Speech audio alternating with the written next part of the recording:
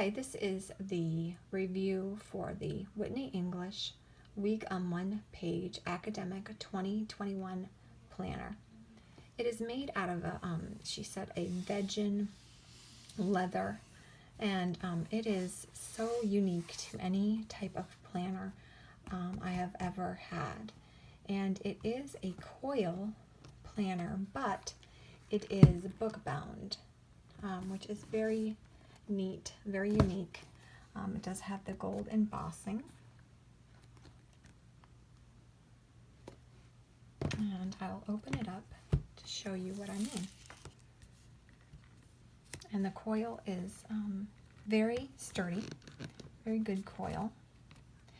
And the unique thing about it is it comes with a case, a storage case, and it slides inside, and then it doubles as a keepsake box, which I will go into a little bit further into the review. But it slides right inside, and then you can store it on a shelf for a keepsake, which is rather interesting. So let's take a look inside. You have your little pocket for some storage of papers. She also sells some beautiful, beautiful notebooks that you could put in here for extra notes or scratch paper, things like that. The paper is of good quality, and it is like a cream-based. It's not stark white. The lettering is the same kind of a brushed gold as the coil. She has her mission statement, some more pages. She talks about her heart goals, which goes throughout the planner. And each letter for what it stands for.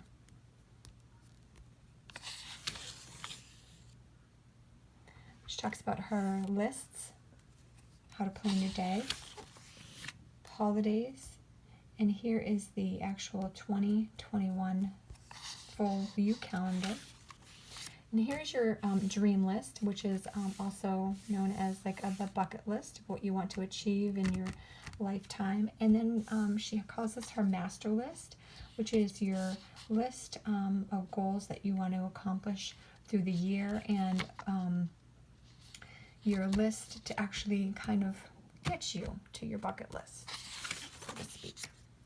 And here is where you're going to do your monthly heart goals check-in. Now, since this is the beginning of the planner, I will tend to use this as what I did last year. Obviously, because you don't really have a month.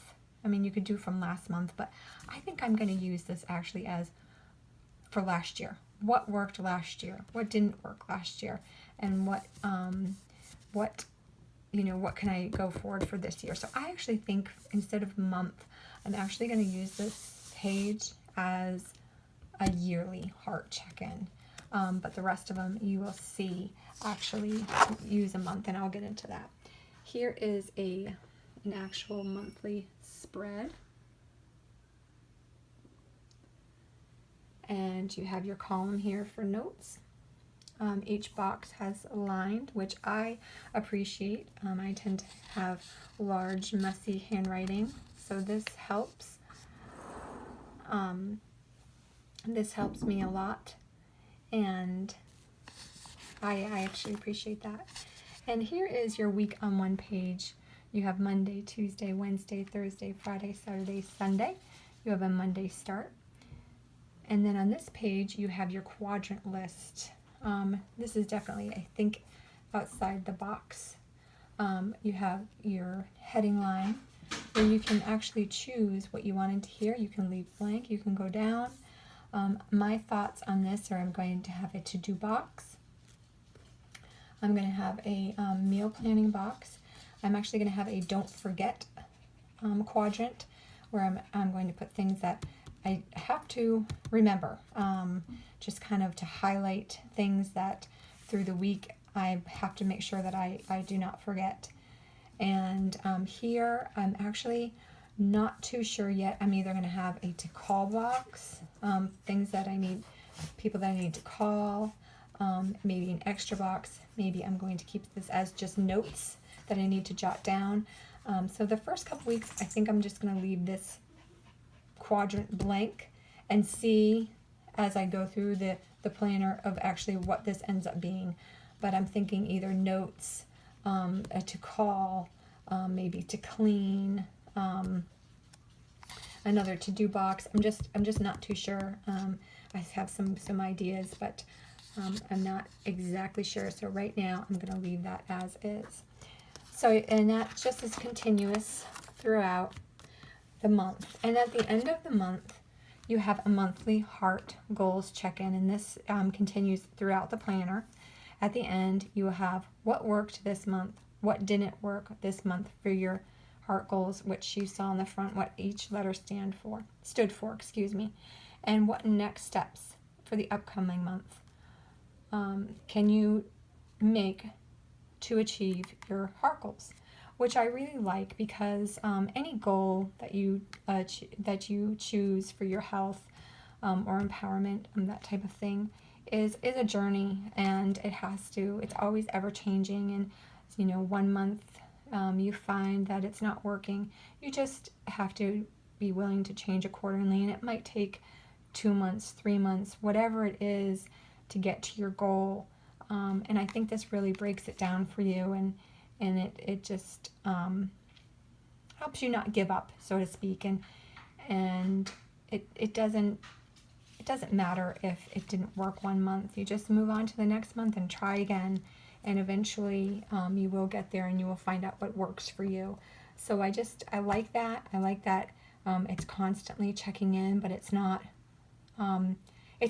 weekly where it's overwhelming, and but it's not, you know, quarterly where you can tend to forget about it. So I think the monthly check-in is just a great number of check-ins to do throughout the year. And like again, I think with any goal, it's a journey, and you have to be willing to evolve and have patience with your goals. So I just really like that. I appreciate that. So at the end of your planner, you go to the end of the month and you have your last heart check-in. You go to a note page, and she gives you 93 ideas of things that you can use your note pages for, and it's just simply quadrants. So if you run out of room, you could do recipes. I mean, there's just, like I said, she gives you 93 ideas, probably much better ideas than I could. And now you have some reference pages, and again, she gives you some ideas for these passwords, addresses, just several things, notes, and these are just lined columns. Many ideas that she gives you for these. Now, what is very interesting, and what I had said before that I was going to get back to, is that this planner has an index in it. The only planner that I know that does. And this is what makes this such a great keepsake. And what I was talking to you about the keepsake box is that every page in this planner has a number, page number. So you can write the page number, what you wrote, and the page on there. So say, for instance, on January 11th, on Monday, you went on a field trip with your son, and you wrote the address, maybe say in your notes column, and you wrote the address to the zoo, and you loved that zoo. It was great, and you want to go back there. And you get home and say, I want to write, I want to remember that zoo.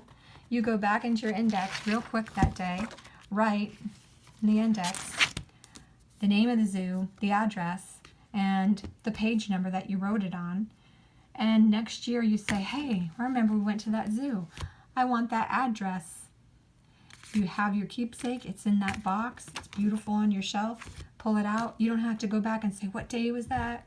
What month was that? And digging through your planner, you just go right to the index, look through your index. Oh, page 22. There it is. Aloha Zoo. Open it up to page 22. There it is. There's the address. Put it away. Put it back inside your keepsake box. Just going to be difficult. This is going to go in backwards. Put it back in your keepsake box and on your shelf.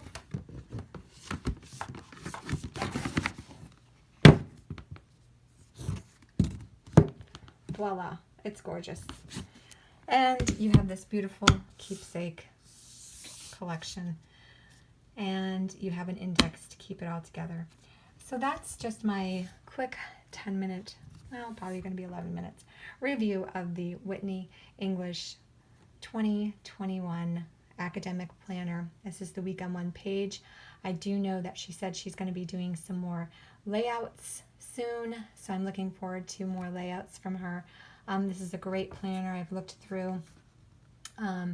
It is a great quality. The materials are of a great quality. The size is perfect for travel. It feels great in the hands. The quality of materials, like I said, wonderful, high quality. Owned several planners, and this is just amazing. I'm very happy with it. I would definitely give this a thumbs up, and I'm excited to use this year. I hope you guys all have a blessed day, and I'll see you soon.